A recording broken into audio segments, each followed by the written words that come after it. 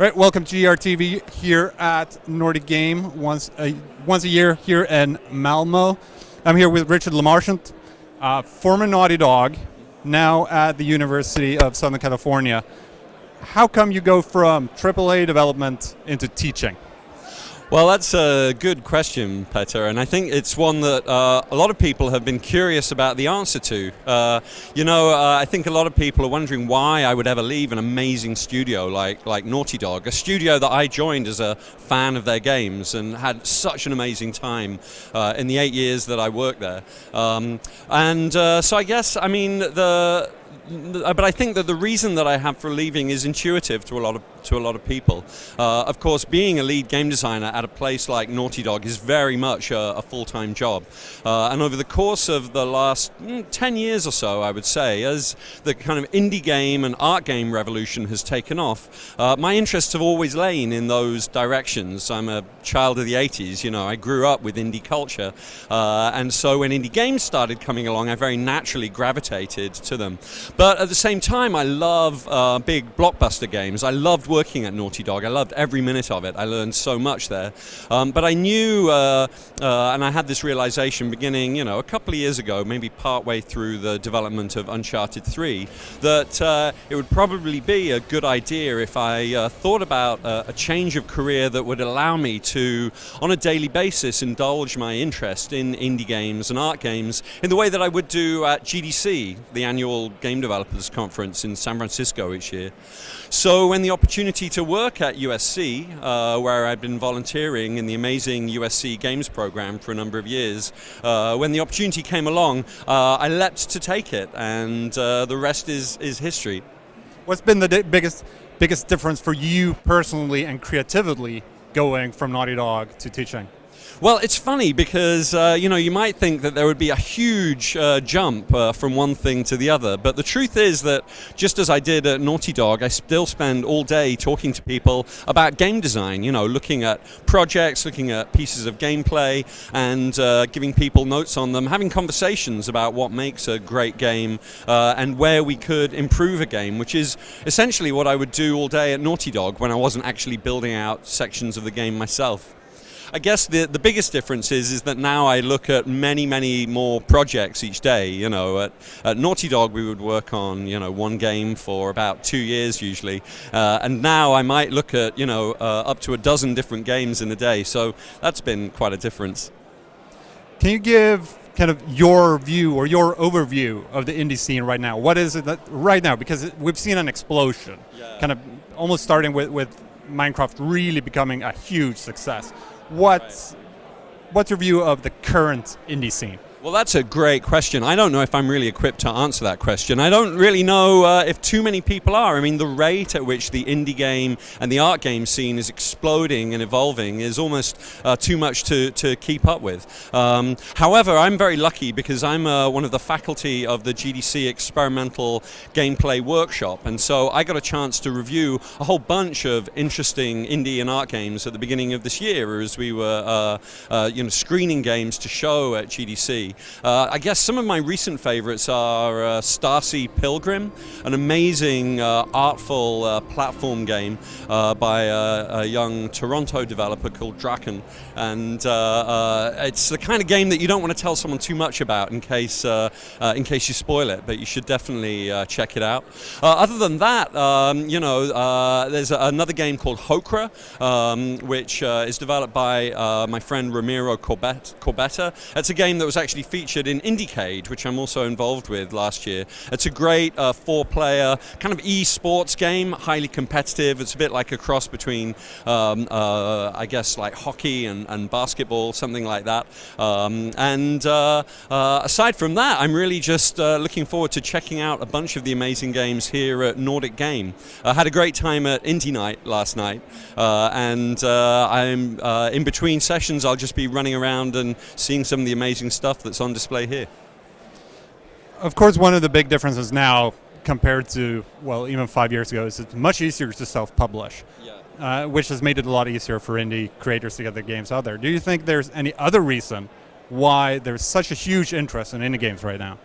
Well, I've always been of the opinion that one of the great things about indie culture and DIY culture of any kind is that it's very democratizing. It gives everyone a voice. So I've always been fascinated by the way that the ebb and flow of the conversation between the mainstream of culture, and all of the values embodied in something, whether it's a big blockbuster film or a big blockbuster game, and then all those multiplicity of voices that come from indie culture, especially in times like ours, where the world is changing very rapidly, where the future is uncertain in a lot of cases. And I think that where those two sets of voices meet, there's a very interesting boundary where we kind of thrash out a lot of the cultural issues that face us all. And I think that games are increasingly becoming part of that. Of course, recently Anna Anthropy published her great book, Rise of the Video Game Zinesters, which is all about this, all about the way that indie games are giving voices through the unique expressive language of games to people who may not have even thought of making a game before. And I think that that's something that's very important for games as they mature and evolve, both as an entertainment form and also as an art form. What can you teach big AAA developers? Well, I think that there's a lovely back and forth. Of course, there are many great indie games that are influenced by console games that indie game developers love to play. And at Naughty Dog, there's an amazing number of indie game fans. In fact, it was one of my colleagues, Robert Cogburn, who kind of turned me on to indie games in the mid-2000s when they were just starting to blow up again, and my attention had wandered off a little bit. And so I think there's a very valuable back and forth between the two worlds. I certainly, in my work on the Uncharted series, took some cues from art games. I really like the work of the Belgian developer Tale of Tales, and they made a beautiful game called The Graveyard, kind of embodied experiential gameplay that really inspired me when I was very lucky enough to have been given the job of working on the Peaceful Village sequence in Uncharted 2. A sequence that, some people at Naughty Dog were skeptical about the value of, but that because of my experience playing The Graveyard, I believe could provide a really rich emotional moment in the midst of all of the action and adventure of Uncharted 2. And it's something that I'm pleased to say paid off and that we explored even further on Uncharted 3, Drake's Deception.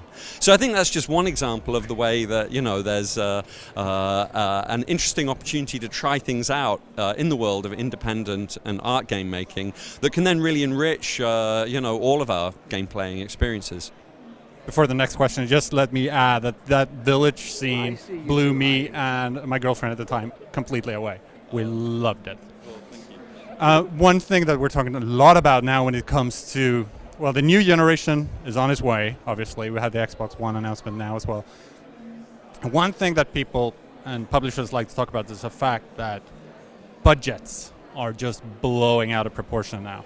Do you think that the indie games, through an economic standpoint, have anything to teach AAA developers and publishers? Well, yeah, that's an interesting question. I think one of the challenges that indie game developers face is their perhaps relatively limited resources.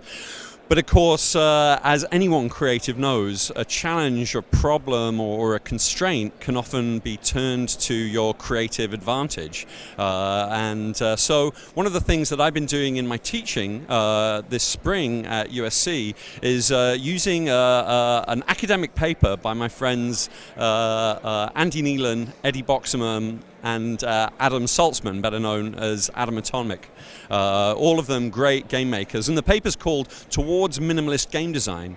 And it draws our attention to the way that by approaching game design, looking to take advantage of expressive things that you can do with minimalist art, basically, minimalist visuals, minimalist audio composition, and also the great strengths that a game design inherits from minimalism when resources are coupled together, when control schemes are layered up, that in fact then these constraints become something immensely powerful, something that can result in a great game like Osmos or Cannibalt. And so I think that there's a sense in which indie game makers, through the great work they do, can show mainstream game developers how to get even more out of the budgets that they have available to them. And I think that that's a lesson that people in the console game industry have learned really, really well over the course of the last 5 years. I think the strength of all of the great titles that have come out in the last